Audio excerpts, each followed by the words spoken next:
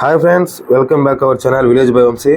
Friends, ఈరోజు మనమైతే ఈ శ్రీ మెట్టపాలెం నారాయణ స్వామి దేవస్థానానికి అయితే మీకు చూపిపోతున్నాను. ఫ్రెండ్స్, ఈ దేవాలయంలో స్వామివారు జీవ సమాధి అయితే అయి ఉన్నారనమాట. అదేవిధంగా ఈ దేవాలయంలో అసలు ఈ దేవాలయం ఎక్కడుంది, ఈ గుడి యొక్క చరిత్ర, వాటి గురించి మొత్తం అయితే ఈ వీడియోలో తెలుసుకుందాం. ఫ్రెండ్స్, ముందే చెప్తున్నా, ఎవరు కూడా ఎక్కడ స్క్రిప్ట్ చేయొద్దు. ఎందుకంటే ఈ చరిత్ర గురించి పూర్తిగా తెలుసుకుంటేనే మనం పక్కన వేరే వాళ్ళకి ఎవరికైనా చెప్పాలన్నా కూడా చెప్పగలుగుతాం. ఫస్ట్ ముందు మనం తెలుసుకోవాలి కదా దాని గురించి. అందుకని వీడియో అయితే ఎక్కడ స్కిప్ చేయొద్దు, ఖచ్చితంగా చూడండి, మీకు కూడా అర్థమవుతుంది. మంచిగా చెప్తాను. ఫ్రెండ్స్, ముందుగా మనమైతే ప్రకాశం జిల్లా కనిగిరి నియోజకవర్గం సిఎస్పురం మండలం నుండి 4 కిలోమీటర్ల దూరంలో మెట్టపాలెం అనే గ్రామంలో ఈ యొక్క దేవాలయం అయితే ఉందన్నమాట. ఫ్రెండ్స్, ఇప్పుడు ఈ నారాయణ స్వామి చరిత్ర గురించి అయితే తెలుసుకుందాం. ముందుగా నారాయణ స్వామి వారు 17వ శతాబ్దంలో మెట్టపాలెం గ్రామంలో కొమ్మినేని మహాలక్ష్మమ్మ వెంకట్రామయ్య అనే దంపతులకి జన్మించారు. వీరు మొత్తము 4 అనమాట. 2 అక్కలు, 1 తమ్ముడు. అంటే ఈయన 3వవాడు అనమాట. ఈయన చిన్నతనం నుండి అందరి పిల్లల్లాగా కాకుండా దైవభక్తి ఎక్కువగా ఉండి పిల్లలతో ఆడుకోవడం అలాంటివి కూడా చేసేవాడు కాదనమాట. అందుకని ఈ ఊళ్ళో వాళ్ళంతా కూడా ఈయన్ని పిచ్చి కొండయ్య అని పిలుస్తూ ఉండేవాళ్ళంట. అలా కొంతకాలం జరిగిన తర్వాత ఈ ఊర్లోకి సాధువులు, సన్యాసులు వచ్చి బోనాలు చేస్తూ ఉంటారు కదా, వాళ్ళతో పాటు ఈ కొండయ్య గారు గ్రామాన్ని వదిలిపెట్టి వాళ్ళతో పాటు దేశాటన చేసేదానికి వెళ్ళిపోతాడు అనమాట. ఆ తర్వాత తిరిగి మళ్ళీ మెట్టపాలెం గ్రామానికి చేరుకొని కొద్ది రోజుల తర్వాత మొత్తం తిరిగిన తర్వాత దేశాటన చేసి పూర్తి అయిపోయిన తర్వాత మళ్ళీ ఇక్కడ చేరుకొని మళ్ళీ ఈ ఊరికి వచ్చిన తర్వాత మళ్ళీ ఆయన వచ్చిన ఊరికి మళ్ళీ ఉండడంలో ఇష్టం లేక తనకి అప్పుడు పక్కనే ఉన్న నారకొండ అనే గుహల్లోకి నివాసం ఏర్పరచుకొని అక్కడికి వెళ్ళిపోతుంది.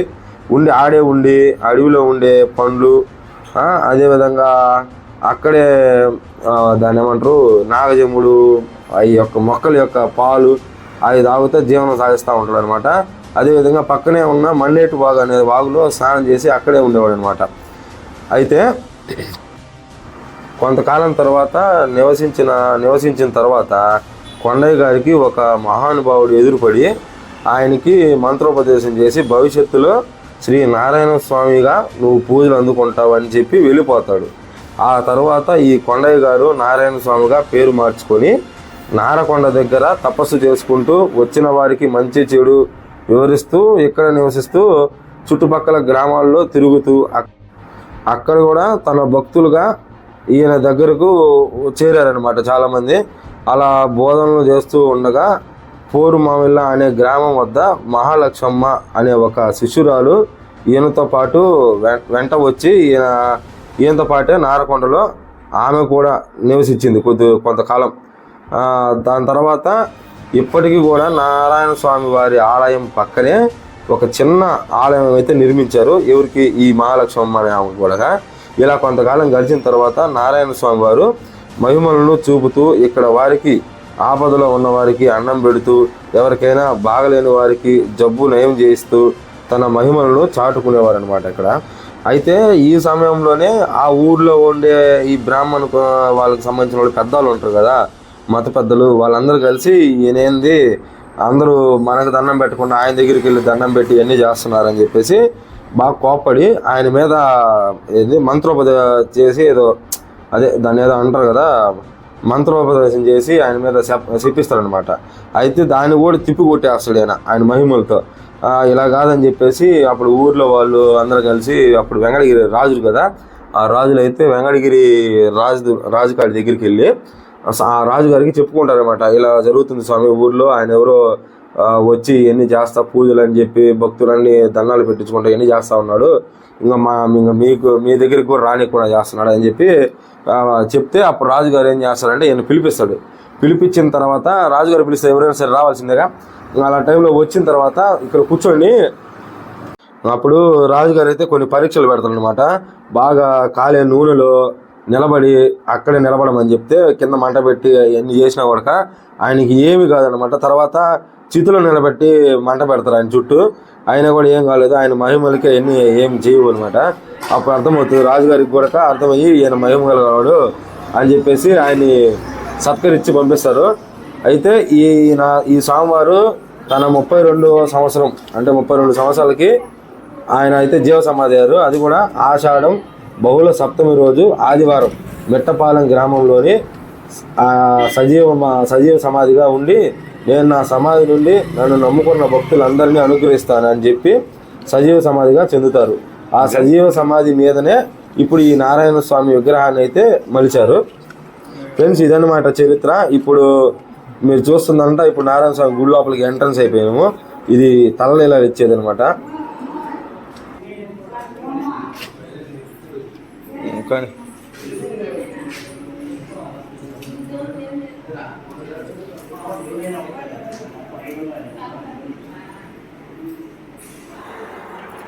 ఫ్రెండ్స్, ఇప్పుడు మధ్యలో కనిపిస్తుంది కదా ఈ గోల్డ్ కలర్ది గోపురము, ఇదే అనమాట గర్భగుడి.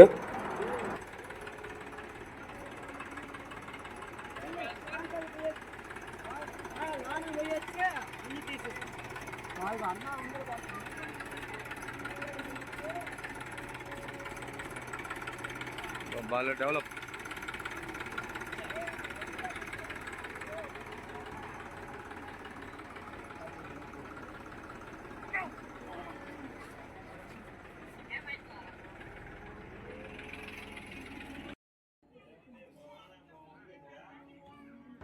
ఫ్రెండ్స్, ఈ తలనీళ్ళు ఇవ్వడానికి అయితే ఇక్కడ టోకన్లు అయితే ఇస్తున్నారు. ఈ టోకన్లు మనం కొనుక్కున్న తర్వాతే అక్కడికి వెళ్ళిన తర్వాత ఈ టోకన్ చూపిస్తే వాళ్ళు చేస్తారనమాట.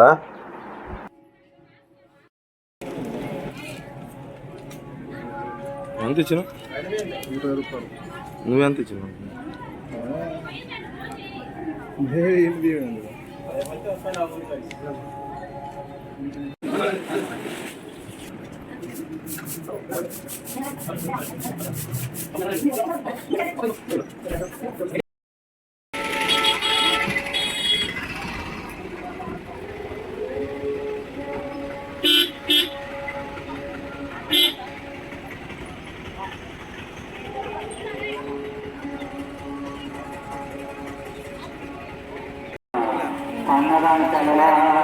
జరుగుతున్నది.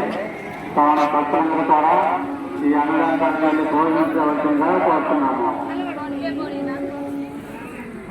కోరుతున్నాము.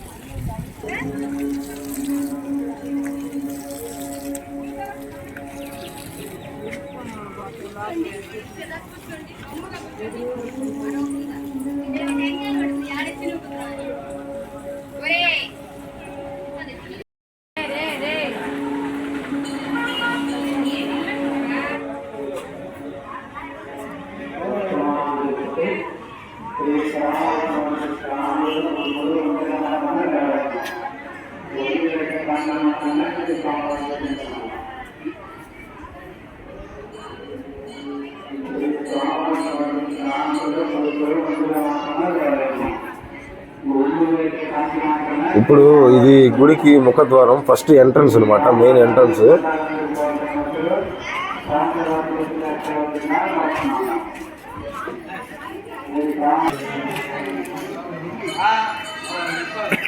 చెప్పే చేయాలి చేసుకోవడం.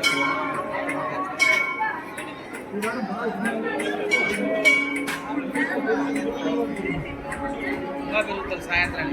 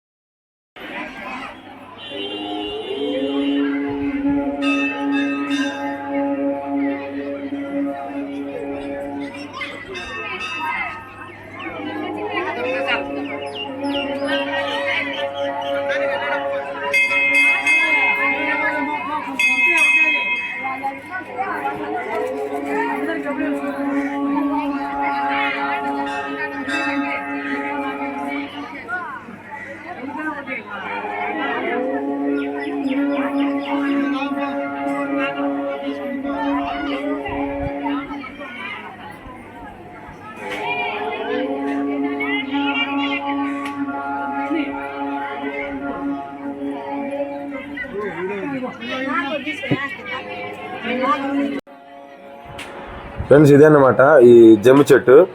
ఈ జమ్మి చెట్టు గురించి మీలో ఎవరికైనా తెలుసుంటే కింద కామెంట్ చేయండి.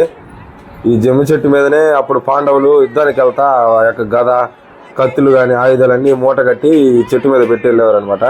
ఇప్పుడు నేను చూసారా ఈ ఆకు నేను చూపిస్తాను చూడండి మీరు. ఇదే అనమాట ఆకు. ఆ చెట్టు యొక్క ఆకు అయితే ఈ విధంగా అయితే ఉంటుంది.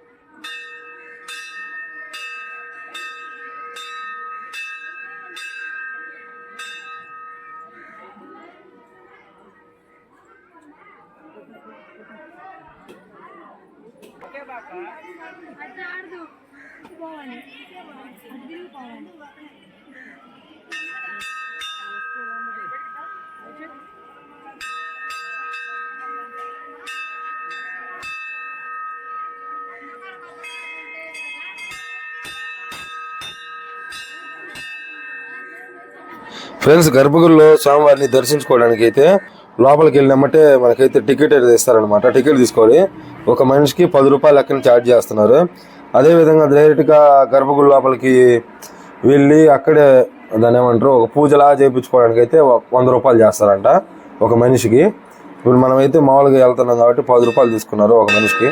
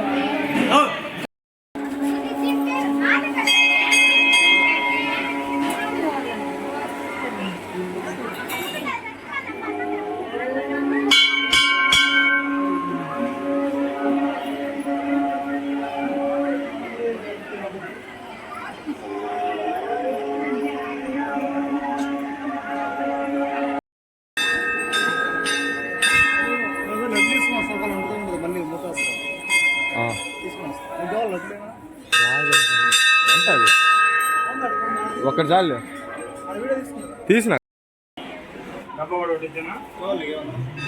ఒకటి తీసుకున్నా.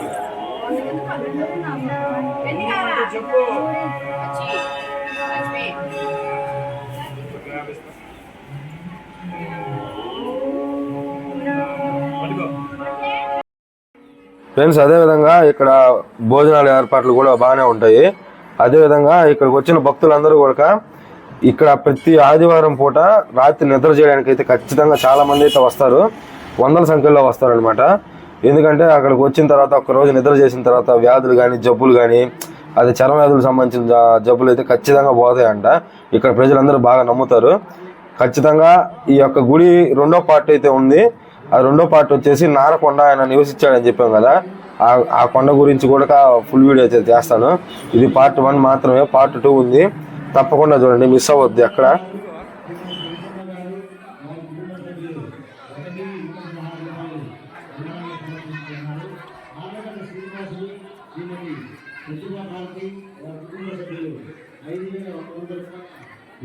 సమర్పించినారు. వారికి వారి కుటుంబ సభ్యులకి శ్రీ నారాయణ స్వామి గారి ఆశీస్సులను ప్రారంభిస్తున్నాను. దేశముఖ వెంకటనారాయణ గారు, శ్రీమతి ఆదిలక్ష్మి గారు, వారి కుటుంబ సభ్యులు ఫ్రెండ్స్, ఈ వీడియో అయితే ఎంతవరకే అనమాట. నెక్స్ట్ పార్ట్ 2 నారకొండ వీడియోలు అయితే కలుసుకుందాం. ఓకే ఫ్రెండ్స్, ఉంటా, టాటా, బాయ్ బాయ్. 1016 రూపాయలు విరాళాన్ని సమర్పించుకున్నారు. బండి రామాంజనేయ గారు, శ్రీమతి రామకృష్ణమ్మ గారు, వారి కుటుంబ సభ్యులు 1000 రూపాయలు విరాళాన్ని సమర్పించారు. సిగా పాండురంగయ్య గారు, శ్రీమతి లక్ష్మీదేవి గారు, వారి కుటుంబ సభ్యులు 1000